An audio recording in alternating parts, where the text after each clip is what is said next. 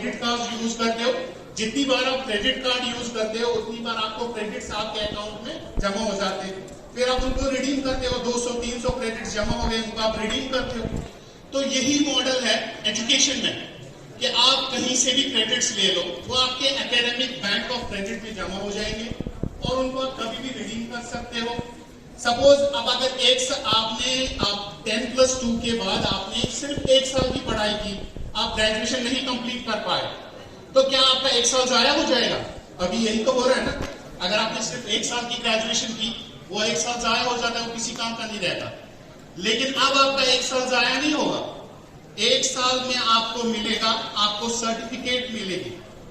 अगर आपने ग्रेजुएशन के 2 साल कंप्लीट किए, आपको डिप्लोमा मिलेगा। अगर आपने ग्रेजुएशन के 3 साल कंप्लीट किए, आपको डिग्री मिलेगी। और उसके बाद और एक ऑप्शन है ऑनर्स, 4 साल की डिग्री। अगर आपने अब ग्रेजुएशन जो है 4 साल की होगी, उसमें 2 ऑप्शंस हैं, graduation with honours and graduation with research. तो आप में से कितने बच्चे चाहते हैं कि रिसर्च भी ग्रेजुएशन में ही हो? आप पॉसिबल है। अब आप ग्रेजुएशन में ही रिसर्च कर सकते हो। पहले आपको मास्टर्स करना पड़ता था, एमफिल करना पड़ता था, फिर पीएचडी करना पड़ता था, लेकिन अब आपको उतना ज्यादा वेट करने की जरूरत नहीं है। अब आप अपनी ग्रेजुएशन 4th ईयर में, आप ग्रेजुएशन के 4थे साल में आप रिसर्च कर सकते हो और उसके बाद आपको एमफिल करने की जरूरत नहीं है, डायरेक्ट आपको पीएचडी में एडमिशन मिलेगा। अगर आपने 4थे साल में रिसर्च किया, if you have opted for a graduation degree, 4-year degree with research, you will get a direct admission in PhD. MPhil खत्म हो गया, MPhil will not be there, there will be no MPhil now. और अब जो masters degree programme है वो या तो 1 साल का होगा या तो 2 साल का होगा। अगर आपने 3 साल की ग्रेजुएशन, आपको समझ में आ रहा है ना, तो कंफ्यूजन तो नहीं है कहीं पे, एवरीथिंग इज क्लियर। अगर आपने ग्रेजुएशन 3 साल की तो आपको मास्टर्स 2 साल का करना पड़ेगा, आपका पीजी पोस्ट ग्रेजुएशन 2 साल का करना पड़ेगा। अगर आपने ग्रेजुएशन 4 साल की जिसमें रिसर्च 1 साल में था, तो आपको मास्टर्स 1 ही साल के लिए करना है, आपको पोस्ट ग्रेजुएशन सिर्फ 1 साल के लिए करनी है। तो इसमें आ गया इंटीग्रेटेड 5 ईयर, जो ग्रेजुएशन आपने की और मास्टर्स 1 साल का किया, टोटल 5 साल। उसके बाद जो है आप पीएचडी के लिए जा सकते हो। तो पीएचडी जो है इजी हो गया, रिसर्च इजी हो गई।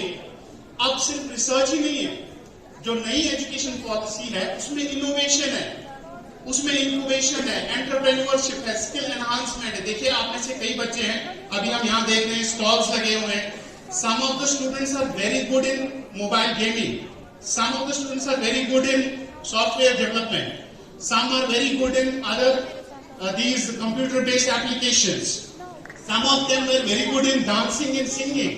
अभी तक आप अगर डांस करते थे, गाना गाते थे, उसका कोई क्रेडिट मिलता है? कोई क्रेडिट नहीं मिलता। Other than that you are entertaining the people. मगर अब जो भी आपके पास स्किल स्पोर्ट्स में अच्छे हैं, उसका आपको क्रेडिट मिलेगा और बराबर इक्विवेलेंट होगा। तो दैट मीन्स जो न्यू नेशनल एजुकेशन पॉलिसी है, देखो बच्चे, इसलिए मैं कह रहा था कल जितने बच्चे थे, काश वो सब सुन पाते, काश वो यहाँ प्रेजेंट होते, तो उनको पता चलता कि नेशनल एजुकेशन पॉलिसी है क्या। अगर अब इसमें जो है new national education policy seeks to dissolve the boundaries between academic and curricular, co curricular, extra curricular. ये जो हमने टर्मिनोलॉजी बना के रखी है, curricular activity, co curricular activity, extra, ये सब डिसॉल्व हो गया, खत्म हो गया। अभी सब बराबर है, एकेडमिक भी वही है, को करिकुलर भी, उसको भी क्रेडिट है, आपका वोकेशनल कोर्स भी वही है, नॉन वोकेशनल भी वही है, सबको इक्वल वेटेज है, सबकी इक्विवेलेंस है, there is equivalence, all of them are at par. तो ये जो और एक तरह की जो बाउंड्रीज है, जो हम अपने ही एरियाज में बंद होकर काम करते हैं। फॉर एग्जाम्पल मैं साइंस का हूं, तो मैं कभी सोशल साइंस की तरफ जाता भी नहीं हूं, देखता भी नहीं हूं। सपोज अगर मैं सोशल साइंस का हूं, तो मैं आर्ट्स की तरफ जाता भी नहीं हूं, देखता भी नहीं हूं। तो ये जो हम साइलोज में काम कर रहे हैं, बाउंड्रीज में, कंपार्टमेंट्स में, तो new national education policy seeks to dissolve these boundaries, it seeks to dismantle these silos. अभी कोई साइलोज वाइलोज नहीं है कुछ। देखिए ऐसा क्यों हो रहा है? जब अगर आप में से कोई फॉरेन कंट्री में जाता है बीएस के लिए, एमएस के लिए, किसी भी फॉरेन कंट्री में, वहां पे क्या होता है सिस्टम? वहां पे सिस्टम होता है, मेरे पास मैं यहाँ I am director of the centre for career planning and counselling, तो एक सीनियर डायरेक्टर स्टेट गवर्नमेंट के मेरे पास आए, उनने कहा मेरी बच्ची का एडमिशन हो गया BUMS में बैंगलोर में।